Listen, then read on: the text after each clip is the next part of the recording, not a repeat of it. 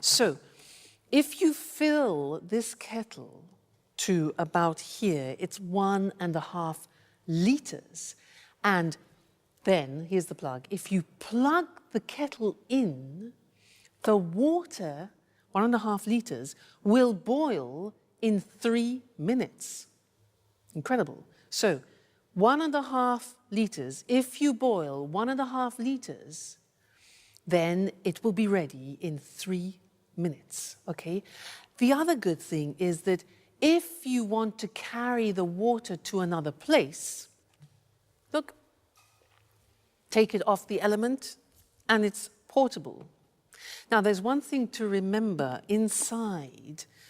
Sometimes it gets a bit dirty. You have a special liquid to clean it, because if you don't clean it, then it'll change the taste, or it might change the taste of the tea. Okay, so that's important. So, a kettle, if you buy this, I can assure you, you will never regret it.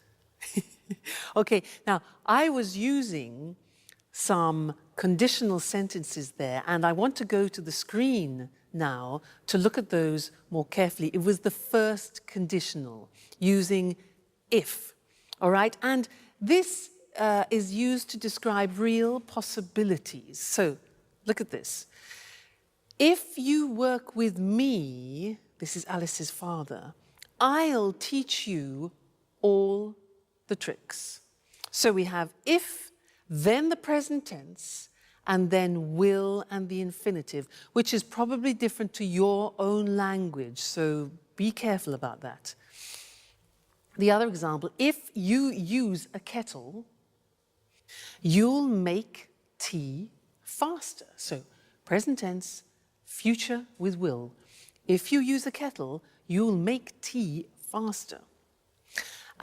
If you don't clean it, the tea won't taste good. You see the negatives there? If we don't, negative of the present, the tea won't, negative of will, taste good. Now, we can sometimes change the second part. Look at the next example. If her father offers her a job, she might accept it. Now, using might gives the idea of uncertainty, but that's fine to use in the first conditional. The other example, if he accepts the job, yeah? If he accepts the job, he might move, go to Japan. All right, so you can also use might. If you stay with me in English today, you will learn the English language. All right? Great. Well, I'll see you again in the next lesson. Bye.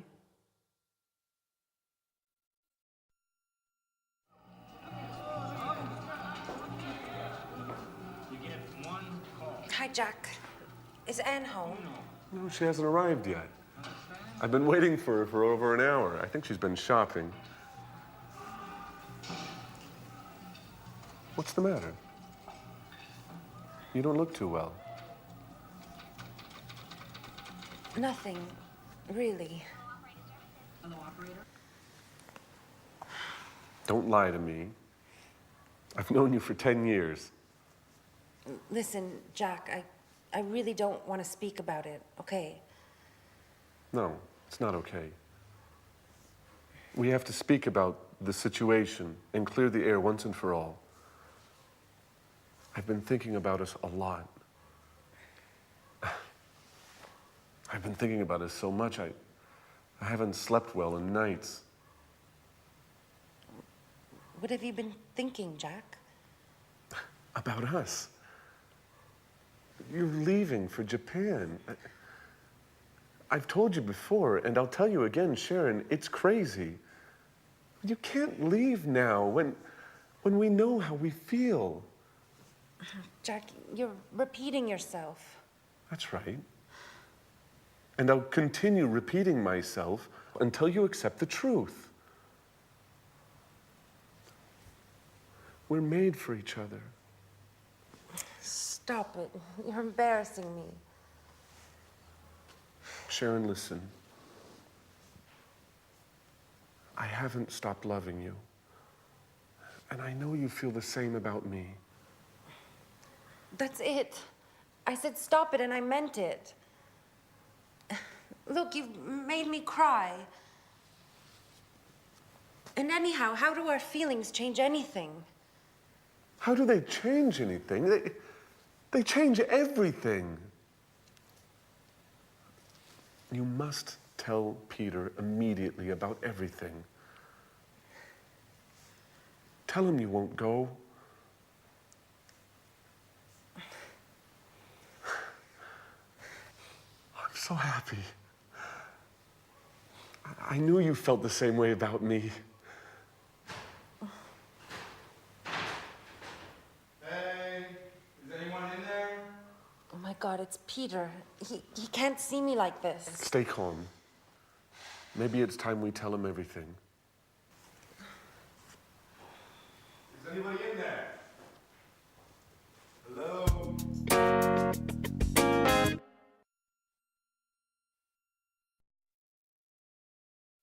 Hello, everyone, and welcome back to some more English today. It's the moment of truth for Sharon, isn't it? Now, in that episode, they used some very interesting language, and language which is a grammatical form very typical to English. It's a form you don't find in many other languages. Let me give you some examples. Jack said, "I've been waiting for her for over an hour. I've been waiting for her." She's been shopping. She's been shopping. And Jack also said, "I've been thinking a lot about us," remember? She said, "What have you been thinking, Jack?" Now that's the form that I want to look at with you now, because as I said, it's very unusual and particular to the English language. So,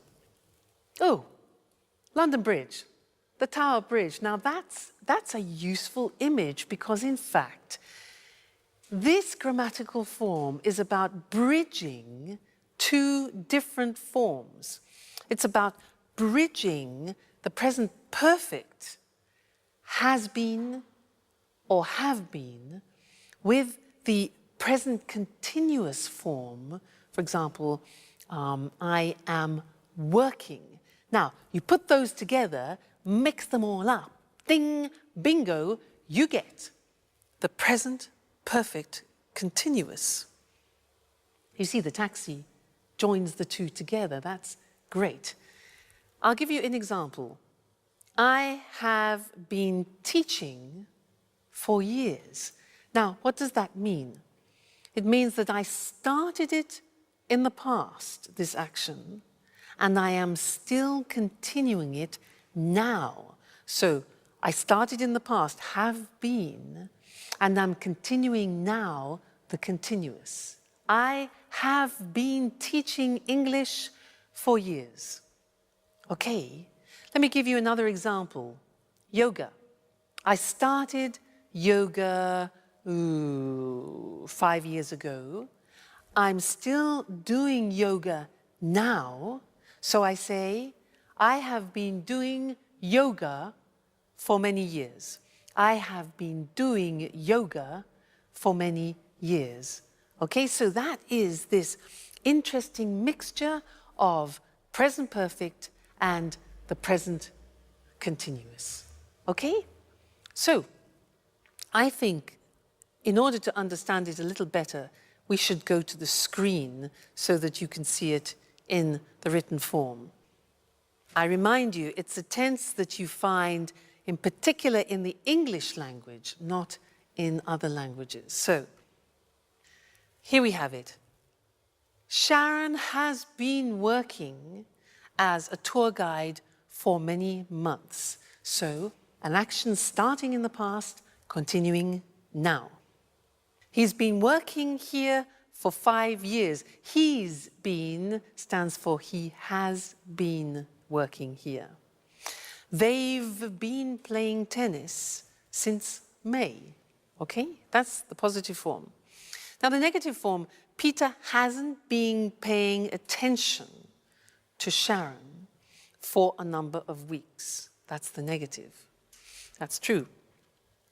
The question form is, how long have you been doing your homework this morning?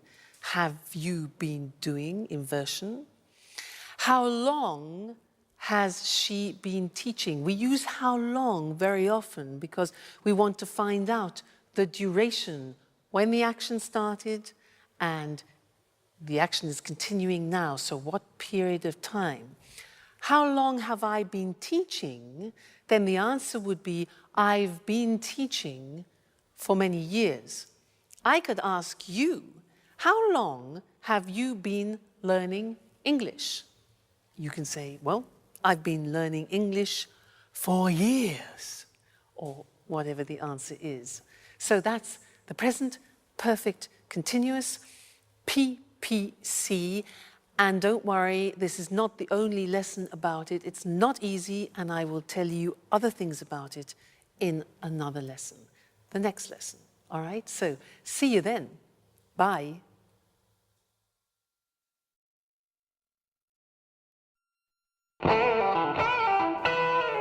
Jack? Sharon? What are you doing here? I've been looking for you for half an hour. Hey, what's the matter? You've been crying.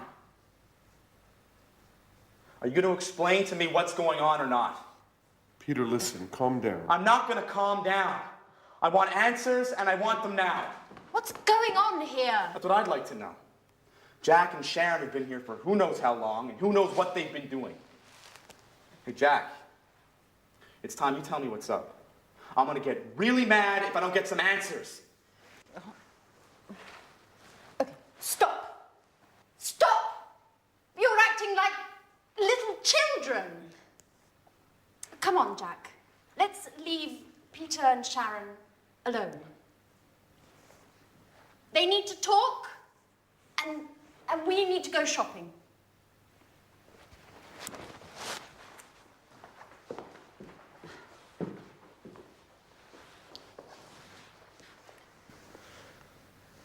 So, Sharon, what's going on? Peter, I have to tell you something I've never told you before. I've known Jack for a long time. We went to the same university together, and, well, we were once engaged. What? So that's why Jack came to live here. You've been seeing each other, haven't you, Sharon? No, Peter, I swear, it's true. We just happened to meet here. It happened by chance. By chance? That's a strange stroke of luck. Just enough to bring back some old passionate feelings? How long has this been going on, Sharon? Nothing has happened between Jack and I. Even if I do still have some feelings for him. After all, Peter, you've been neglecting me for months. The only thing that's important to you is your work. You live, eat, and drink theater and nothing else. So you're saying this is my fault? No one is at fault. It's just that we want different things from life at the moment. I've had 2 interviews with the director of the Archaeology Museum. They want to open an art exhibition, and they've offered me a job. Do you understand, Peter? It means a job I would really love. What are you getting at, Sharon? Would you stay here and not go to Japan if I asked you? What kind of question is that? Answer me, Peter. It's important. I've accepted the job. Without asking me. How could you? And did you ask me about Japan? Did you, Peter, huh? Are you willing to stay here with me?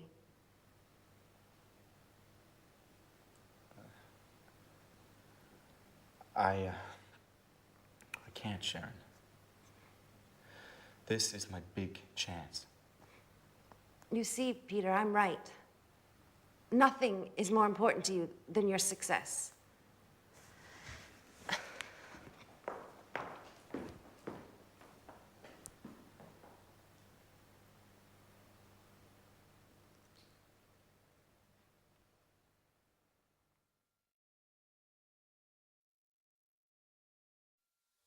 So this is our moment of truth. The question is, when do we use the present perfect and when do we use the present perfect continuous? Many people ask me this. They say, Louise, but